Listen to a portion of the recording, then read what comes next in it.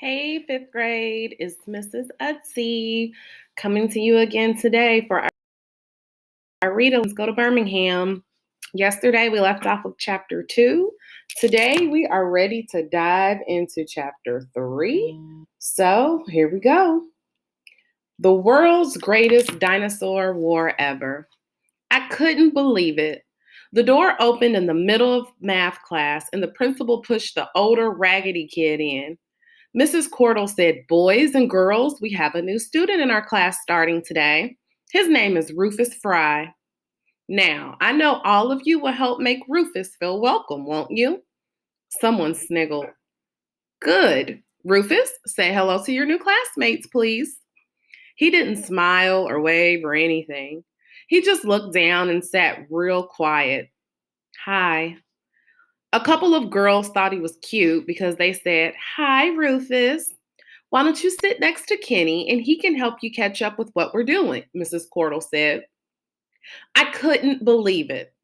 I'd wanted my personal saver to be as far away from me as he could get. I knew when you had two people who were going to get teased a lot and they were close together, people didn't choose one of them to tease. They picked on both of them. And instead of picking on them the normal amount, they picked on them twice as much. Mrs. Cordell pushed the new kid over to the empty seat next to me. "Kenny, show Rufus where we are in the book." I watched the new kid sideways. He said, "Kenny, I thought they said your name was Poindexter." The class cracked up, part from his country style of talking and part from laughing at me.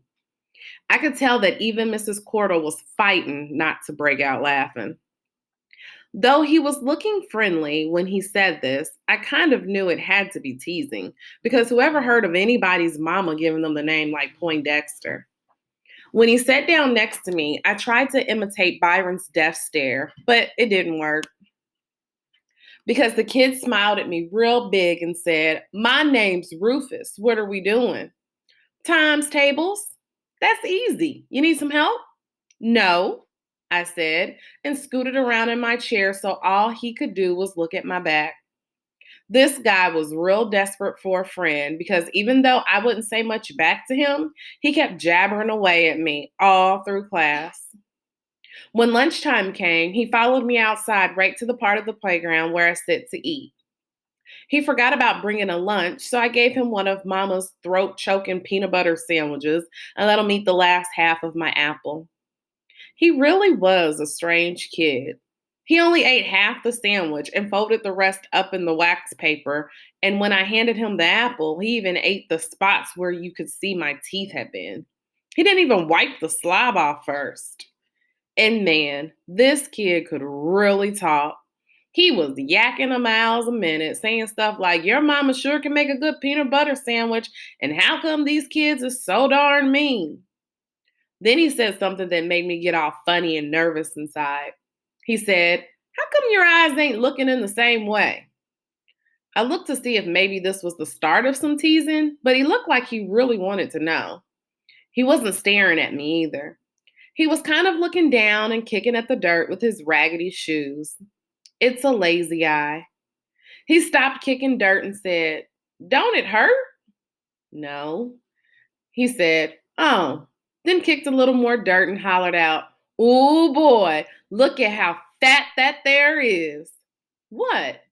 You don't see that squirrel?" he asked me and pointed up at a tree across the street. "That sure is one fat, dumb squirrel." I looked at the squirrel. It didn't look fat or dumb to me. It was a regular old squirrel sitting on a branch chewing on something. "How come you think it's dumb? What kind of squirrel sits out in the open like that with folks all around him? That squirrel wouldn't last 2 seconds in Arkansas. I'd have picked him off easy as nothing."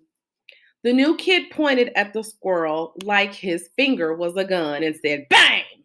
Squirrel stew tonight." "You mean you shot a gun before? Ain't you? You mean you really ate a squirrel before? You ain't? A real gun? Just a 22. How's a squirrel taste? It tastes real good. You mean you really shoot them with real bullets and then you really eat them? Why else shoot them? Real squirrels like that one? Not that fat, not that stupid. I guess all the fat, stupid ones been got already. Since I've been born, all that's left in Arkansas is skinny, sneaky ones. I think the Michigan squirrels is worth two Arkansas ones. You aren't lying.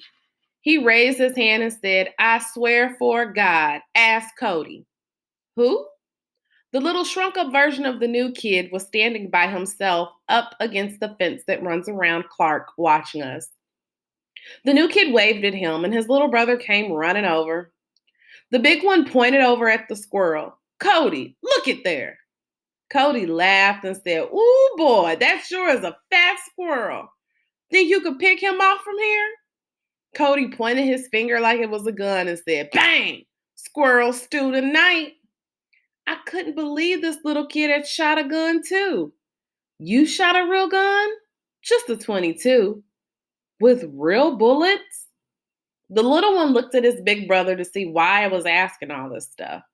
It seemed like they were trying to be patient with me, like I was a real dummy or something. The older one said, Tell him. Yeah, it was real bullets. What else you gonna shoot out of a gun? I still didn't believe them, but the bell rang and lunch was over. I know he didn't think I noticed, but the big kid gave his little brother the other half of my sandwich. I guess both of them had forgotten about lunch. This savor stuff wasn't going anything like I thought it was supposed to. Rufus started acting like I was his friend. In the morning on the bus, he'd always come sit next to me. And Mrs. Cordell put his regular seat next to mine in school. Every day at lunchtime, he followed me out to the playground, ate half of my second sandwich, then sneaked the other half to Cody. He even found out where we lived and started coming over every night around 5:30. I didn't mind him coming over to play because both our favorite game was playing with the little plastic dinosaurs that I had, and you couldn't really have any fun playing by yourself. That was because someone had to be the American dinosaurs and someone had to be the Nazi ones. Rufus didn't even mind being the Nazi dinosaurs most of the time, and it was okay. It was okay playing with him because he didn't cheat and didn't try to steal my plastic monsters. The only other guy I used to play with was LJ Jones, but I quit playing with him when a lot of my dinosaurs started disappearing. I've got about 1 million of them, but before LJ started coming over, I had 2 million. It's kind of embarrassing how LJ got them from me. At first, he'd steal them one or two at a time, and I'd ask Byron what I should do to stop him. By said, Don't sweat it, punk. The way I figure it, one or two of them stupid little monsters ain't a real high price for you to pay to get someone to play with you. But LJ wasn't satisfied with doing one or two. I guess he wanted a raise. So one day he said to me, we should stop having these little fights all the time. We need to have one great big battle. Yeah, we could call it the world's greatest dinosaur war ever, I said. But I get to be the Americans. I should have known something was fishy when LJ said, okay, but I get first shot. Most of the time, it always took a big fight to decide who had to be the Nazis. I started setting up my dinosaurs, and LJ said, This ain't right. If this really is the world's greatest dinosaur war ever, we need more monsters. You should go get the rest of them. He was right. If this was going to be a famous battle, we needed more fighters. Okay, I'll be right back, I said. This wasn't going to be easy.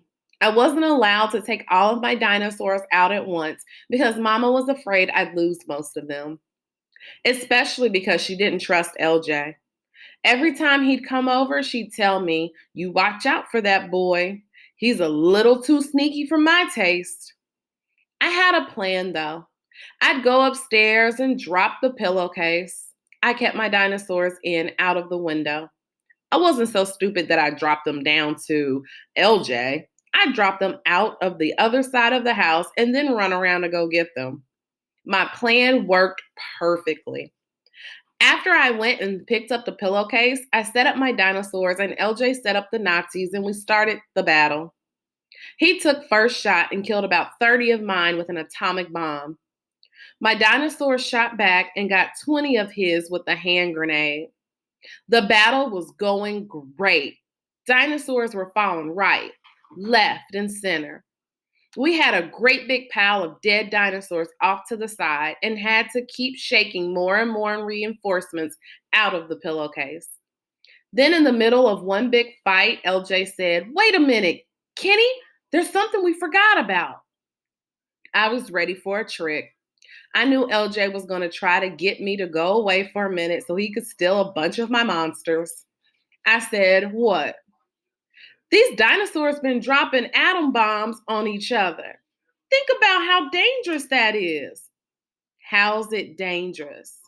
LJ said, "Look, he made one of his brontosauruses run by the pile of dead dinosaurs. And when it got 2 steps past them, it started shaking and twitching and fell over on its side, dead as a donut." LJ flipped him on the dead dinosaur pile. I said, "What happened to him?" "It was the radioactiveness. We got to bury the dead ones before they infect the rest of the live ones." Maybe it was because we had such a great war going on, and I was kind of nervous about who'd win. But this stupid stuff made sense. So instead of digging each one of the couple hundred dead dinosaurs a grave, we dug one giant hole and buried all of the radioactive ones in it.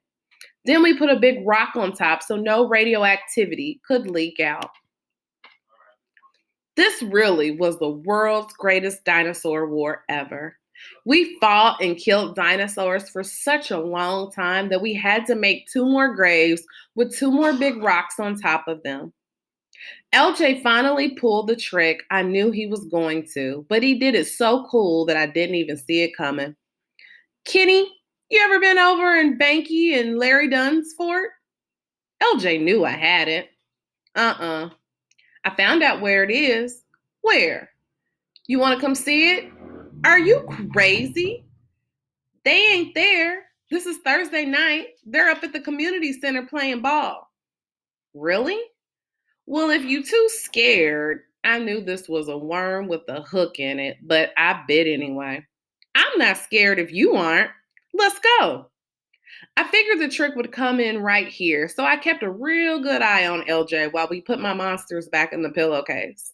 When we were done, I sneaked a look at his back pockets because I knew when he stole dinosaurs, he put them back there or in his socks. From the way his pockets were sticking out, it looked like he had one Tyrannosaurus Rex and one Triceratops. I couldn't tell how many he had in his socks. I figured that wasn't too bad a price for as much fun we'd had. LJ was talking a mile a minute. They even got some books with naked ladies. You ever seen a naked lady? Yeah, lots of times. I had too. Byron had borrowed lots of nasty magazines from Buphead's library. I knew LJ didn't believe me though. For some reason, if you were famous for being smart, no one thought you ever looked at a dirty book. LJ said, "You gotta be in the house by 7, don't you?" "Yeah." "Okay, we better hurry before it gets too late." After I'd sneaked the dinosaurs back into the house, we ran off toward Banky and Larry Dunn's secret fort. It wasn't until 9 o'clock at night when I was in bed that a bell went off in my head. I'd forgotten all about the radioactive dinosaurs. I put on my tennis shoes, got my night reading flashlight, climbed out the back window, and went down the tree into the backyard. I got to the battleground and saw the 3 radioactive graves.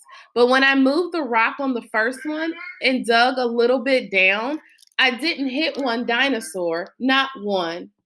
The second grave was empty too. I didn't even move the rock from the third one. I just sat there and felt real stupid. I couldn't help thinking about Sunday school again.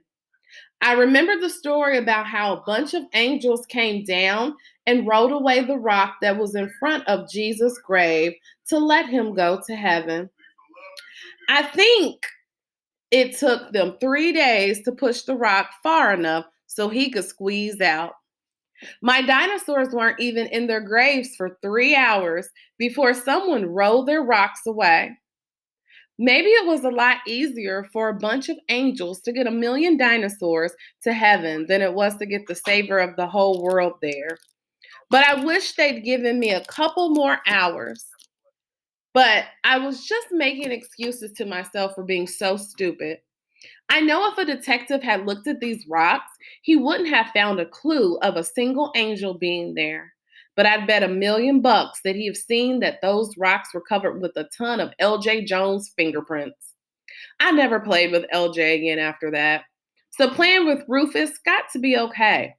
It was a lot better not to have to worry about getting stuff stolen when you were with your friends. And it was a lot better not spending half the time arguing about who's going to be the Nazi dinosaurs. I was wrong when I said that me and Rufus being near each other all the time would make people tease both of us twice as much. People started leaving me alone and going right after Rufus. It was easy for them to do because he was kind of like me. He had two things wrong with him, too.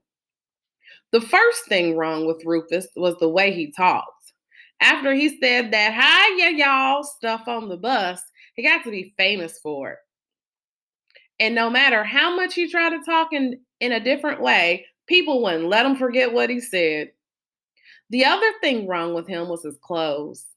It didn't take people too long before they counted how many pairs of pants and shirts Rufus and Cody had. That was easy to do because Rufus only had two shirts and two pairs of pants, and Cody only had three shirts and two pairs of pants. They also had one pair of blue jeans that they switched off and on.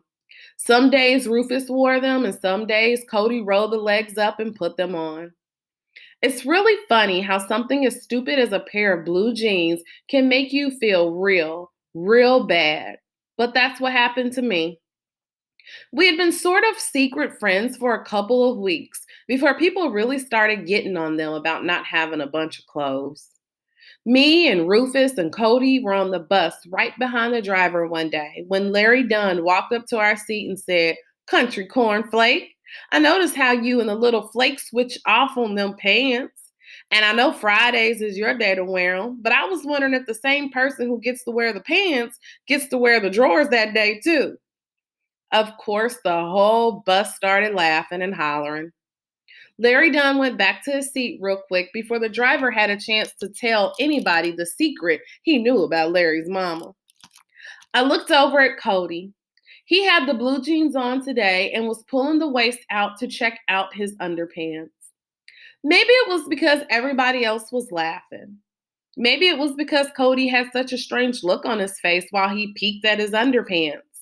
Maybe it was because I was glad that Larry hadn't jumped on me. But whatever the reason was, I cracked up too. Rufus shot a look at me.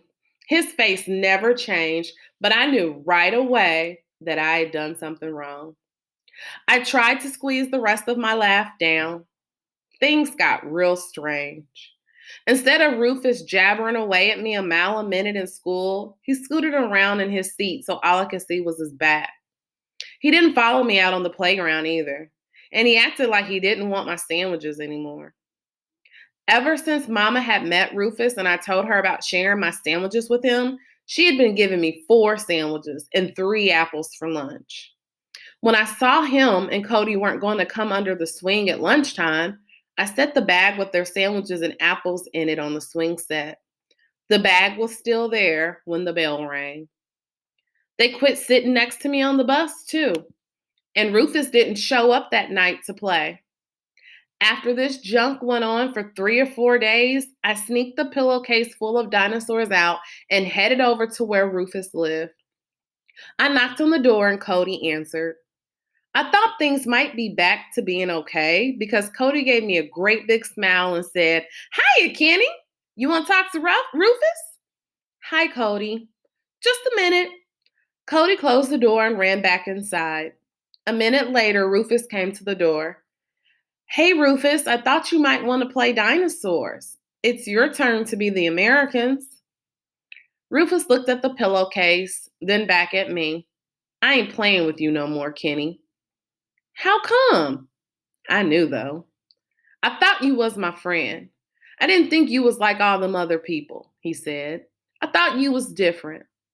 He didn't say this stuff like he was mad. He just sounded real sad.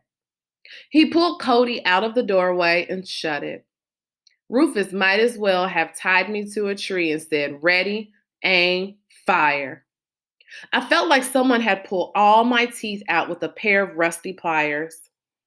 I wanted to knock on his door and tell him I am different, but I was too embarrassed, so I walked the dinosaurs back home. I couldn't believe how sad I got. It's funny how things could change so much and you wouldn't notice. All of a sudden, I started remembering how much I hated riding the bus. All of a sudden, I started remembering how lunchtime under the swing set alone wasn't very much fun. All of a sudden, I started remembering that before Rufus came to Flint, my only friend was the world's biggest dinosaur thief, LJ Jones. All of a sudden, I remembered that Rufus and Cody were the only two kids in the whole school, other than Byron and Joey, that I didn't automatically look at sideways. A couple of days later, Mama asked me to sit in the kitchen with her for a while. "How's school?" "Okay." I knew she was fishing to find what was wrong and hoped it wouldn't take her too long. I wanted to tell her what I'd done. "Where's Rufus been? I haven't seen him lately." It was real embarrassing, but tears just exploded out of my face. And even though I knew she was going to be disappointed in me, I told Mama how I'd hurt Rufus' feelings. "Did you apologize?" "Sort of, but he wouldn't let me talk to him." "Well, give him some time, then try again." "Yes, Mama." The next day after school, when the bus pulled up at Rufus's stop, Mama was standing there. When Rufus and Cody got off, they said, "Hi, Mrs. Watson," and gave her their big smiles. The three of them walked toward Rufus's house. Mama put her hand on Rufus's head while they walked. Mama didn't say anything when she got home, and I didn't ask her, but I kept my eye on the clock. At exactly 5:30, there was a knock, and I knew who it was, and I knew what I had to do. Mama and Joey were in the living room, and when they heard the knock, everything there got real quiet. Rufus and Cody were standing on the porch smiling a mile a minute. I said, "Rufus, I'm sorry." He said, "That's okay." I wasn't through though. I really wanted him to know I am different. He said, "Shoot, Kenny, you think I don't know? Why you think I came back? But remember, you said it's my turn to be the Americans." People started moving around in the living room again. I guess I should have told Mama that I really appreciated her helping me get my friend back, but I didn't have to. I was pretty sure she already knew. Okay. And that is the end of chapter 3. Come right back tomorrow and join me for chapter 4. If you are just now joining in, you can go to the Facebook page to get caught up. All these videos are recorded and they're in there for you. Under the topics section in the Facebook, you'll see there's the Watsons Go to Birmingham topic. Click there. All of the read alouds that I've done so far up to chapter 4 are in there. So you can get caught up if you're a little bit behind and be ready to go with me tomorrow for chapter 4. All right, guys, I will talk to you later. See you tomorrow.